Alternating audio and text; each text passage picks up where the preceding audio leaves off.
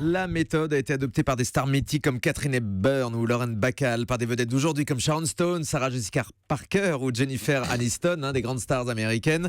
C'est la méthode Pilates. On va voir les effets avec Jean-Pierre Clémenceau, notre coach sportif. Qu'est-ce que c'est que les Pilates tout d'abord? Voilà, je vous pose la question, est-ce que vous savez ce que c'est que le Pilate? Eh bien, je n'en ai pas la moindre idée en fait. Pas du tout. Juste en préparant cette émission, je m'en suis rendu compte que c'était une technique qui était plutôt destinée aux femmes et assez douce. Alors, c'est une technique qui est assez douce, elle est aussi bien pour les femmes que pour les hommes.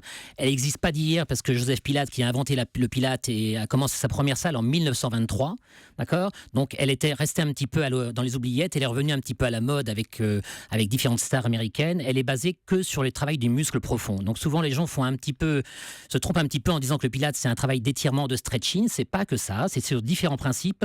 Elle travaille sur le centrage du corps, donc le positionnement du corps qui est très important, sur la concentration, la précision du mouvement et la respiration et la fluidité du mouvement. Il faut savoir que ce qui est important, c'est que quand on fait du Pilate, il faut travailler plus sur le positionnement et sur les muscles profonds. Alors vous allez me dire, c'est quoi les muscles profonds? Je vais vous donner un exemple. C'est-à-dire qu'aujourd'hui, il y a beaucoup de gens qui ont un petit tendance à avoir un petit peu de ventre sans avoir de gras, mais le ventre un peu gonflé. D'accord? Voilà, ça peut arriver. Et en fin de compte, ce qui se passe, c'est pas qu'ils ont du gras, c'est qu'en fin de compte, vous avez les abdominaux supérieurs, ce qu'on appelle les grands droits, les obliques et les abdominaux du bas. Et en fin de compte, ces abdominaux-là sont insérés par les muscles profonds qui maintiennent cette paroi abdominale. Donc, si jamais vous n'avez pas travaillé les muscles profonds, il peut y avoir un relâchement de l'abdomen qui fait que le ventre pousse en avant, comme ça. Donc, on n'a pas spécialement du gras, mais on a le ventre qui est complètement relâché. Mais on les sent, ces muscles? Alors, on sent les abdominaux, mais les muscles profonds, on les sent pas. Il faut les travailler. C'est des mouvements qu'on fait justement soit en statique, soit en isométrie. Ça veut dire que on travaille sur la rétroversion du bassin, sur la prise de conscience des abdominaux. Il y a beaucoup de gens qui ne font pas la différence entre contracter le ventre et rentrer le ventre. C'est pas la même chose.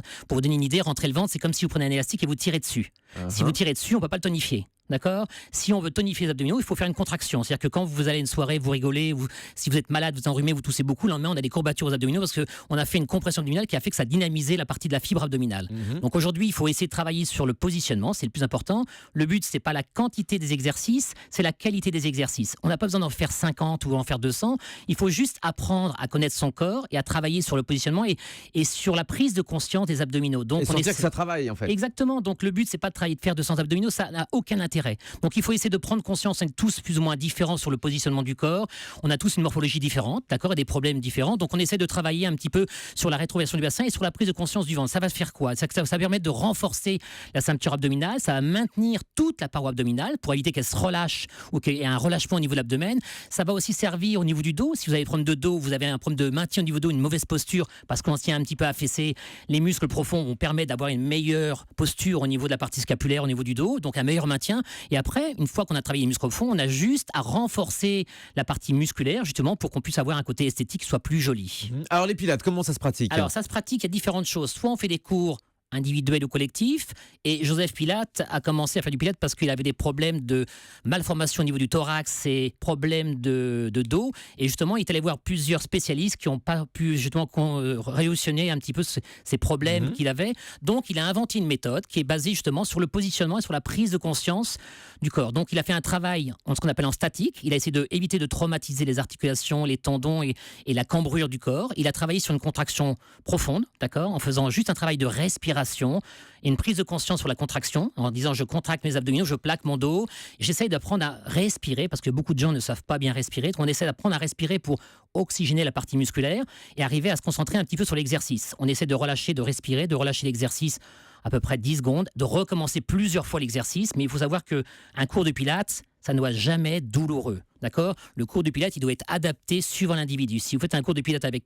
qui que ce soit et vous avez mal, c'est que le professeur est mauvais ou que l'exercice sont mal faits. On fait quelque chose de doux et fluide. C'est très important de le savoir parce qu'il y a beaucoup de gens qui vont faire des cours qui me disent j'ai fait du Pilates mais j'ai un peu mal au dos, ou j'ai oublié de dire que j'avais des problèmes de dos, j'ai forcé un petit peu et aujourd'hui j'ai mal. Donc il faut bien prendre en compte ces problèmes, ces pathologies, en parler au professeur et surtout ne pas avoir de douleur pendant l'exercice. Docteur Kierzek. Donc l'idée c'est de ne pas bouger l'articulation, c'est d'être en statique, c'est ça, et de contracter juste groupe musculaire par groupe musculaire. Voilà, exactement. Alors il y a soit on le fait en cours collectif comme on le disait, comme ça, ou soit en machine. Donc il y a des machines qui sont un peu archaïques, qui sont en bois, qui ont l'impression qu'elles sont un peu archaïques et elles ont des poulies ou des cordes dessus. Donc on essaie de pousser sur la corde et on reste en contraction, en statique. On reste comme ça à peu près 30 secondes en apprenant à respirer sur une contraction et on relâche tout doucement sur un étirement. Donc il y a toujours une contraction et un étirement en profondeur. Vous avez déjà essayé, Isabelle Quenin? Ben non, justement, moi j'ai beaucoup d'amis qui font ça et j'avais cette image effectivement de machine un petit peu archaïque, un cadre en bois, et je pensais qu'il y avait des élastiques, moi, plutôt que des poids.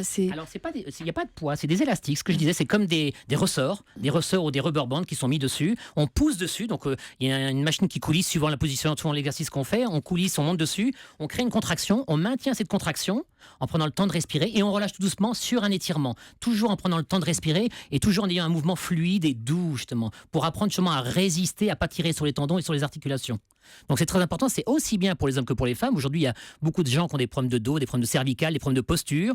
Et aujourd'hui, il n'y a pas que pour les danseurs, que pour les stars. C'est fait pour tout le monde. Et c'est vrai qu'aujourd'hui, les gens qui ont des pathologies avec des problèmes bien précis, on arrive à soulager à peu près de 80% les douleurs de dos et avoir une meilleure posture. Et puis surtout une meilleure posture parce qu'aujourd'hui, si vous tenez mal, on a la poitrine. Si on est un homme qui se relâche un petit peu, on a l'abdomen qui est un peu plus épais, donc on a plus de ventre. Si maintenant vous travaillez les muscles profonds au niveau de la partie du dos, on aura une meilleure prestance. Donc on aura la poitrine qui sera beaucoup mieux maintenue. On aura les abdominaux qui seront moins affaissés, donc on aura un meilleur maintien, une meilleure respiration, moins d'écrasement au niveau des organes, donc c'est bénéfique pour tout le monde. Ça doit calmer le stress aussi. Et puis ça calme le stress parce qu'on travaille sur la concentration, donc il y a un travail de concentration, de respiration, donc il faut apprendre justement ce qu'on appelle le lâcher prise, à prendre conscience de ce qu'on travaille et surtout à essayer d'évacuer un petit peu tout le stress qu'on peut avoir. Est-ce que c'est une méthode pour les paresseux, les paresseuses ou non, c'est quand même physique? Non, c'est quand même physique. Après, c'est adapté. Il y a plusieurs évolutions. C'est quand on commence le pilate, on travaille à prendre conscience de son corps, pour essayer de mieux le connaître. Et puis après, il y a des exercices de concentration et de respiration qui sont plus profonds. Et puis après, comme on disait, il y a des exercices plus durs qui sont évolutifs au fur et à mesure de l'entraînement. Isabelle? Quand vous faites un cours, vous parlez toujours aussi vite? Non. Quand je fais un cours de pilates, je parle tout doucement. J'essaie de m'adapter, mais j'ai tellement de choses à dire que je m'engage et je parle très vite. C'est assez drôle parce qu'effectivement, on a l'impression que tous ces professeurs murmurent en fait. Comme si on installait un peu une ambiance un peu plus zen. Exactement. Quand c'est fait collectif, c'est très doux. Donc il y a une musique très douce et on essaie justement de relaxer les gens et leur dire voilà, prenez le temps de respirer. Voilà, détendez-vous, on écoute la musique, on se détend, on pense à rien, on essaie de fermer les yeux. Voilà, c'est vraiment quelque chose de doux et après on essaie de prendre conscience en disant voilà, plaquez votre dos, respirez, maintenez cette position et détendez-vous. On attend comme ça et si tout le monde a bien plaqué son dos, on attend un petit peu, on se relaxe, on respire et après on engage sur un exercice en disant voilà, tout le monde a compris, on est bien positionné, maintenant on engage sur autre chose. Et on fait ça où, Jean-Pierre? Alors on fait ça dans toutes les salles de sport en France. Et on fait ça aussi, on peut le faire en plein air si on veut. Autrement, on a des salles de sport qui sont adaptées justement avec des profs de pilates qui soient diplômés. Voilà, vous savez tout maintenant sur le pilate. Cette technique donc de gym assez douce, recommandée à la fois pour les femmes et pour les hommes.